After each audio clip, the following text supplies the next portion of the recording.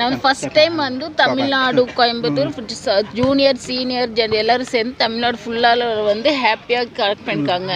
இது தமிழ்நாடு வந்து எல்லாரும் சப்போர்ட் பண்ணியிருக்காங்க. அசோசியேஷனில் இருந்து சப்போர்ட் எல்லாரும் இன்னும் மேலே வரணும்னு ரொம்ப இன்ட்ரெஸ்டிங்காக இருக்கும், ஹாப்பியாக இருக்காங்க. பிளேஸ் வந்து 12 பிளேஸ்லேருந்து வந்திருக்கிறாங்க. மதுரை, சென்னை, கோயம்புத்தூர், அந்த திருப்பூர். கோவையில் காது மற்றும் வாய் பேச இயலாதவர்களுக்கான மாநில அளவில் நடைபெற்ற கைப்பந்து போட்டியில் பல்வேறு மாவட்டங்களைச் சேர்ந்த 12 அணிகள் பங்கேற்று விளையாடினர். தமிழகத்தில் பொதுவாக அரசு மற்றும் தனியார் அமைப்புகள் சார்பில் கைப்பந்து போட்டிகள் நடைபெறுவது வழக்கம்.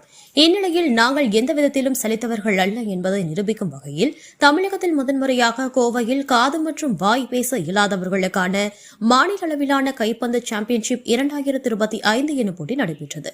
தமிழ்நாடு காது கேளாதோர் விளையாட்டு கவுன்சில் மற்றும் கோவை மாவட்ட காது கேளாதோர் சங்கம் சார்பில் கோவை பந்தயசாலை பகுதியில் உள்ள தனியார் கல்லூரி வளாகத்தில் நடைபெற்ற போட்டியில் ஜூனியர், சீனியர் என தனித்தனியாக நடைபெற்றது.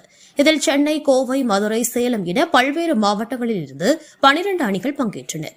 நாக் அவுட் முறையில் நடைபெற்ற கைப்பந்தின் இறுதிப் போட்டியில் சென்னை அணி முதலிடத்தையும், கோவை அணி 2ஆம் இடத்தையும், திருப்பூர் அணி 3ஆம் இடத்தையும் பிரித்து அசத்தினர். இதில் வெற்றி பெற்ற அணிகளுக்கு கோப்பைகளும் பதக்கங்களும் வழங்கப்பட்டது.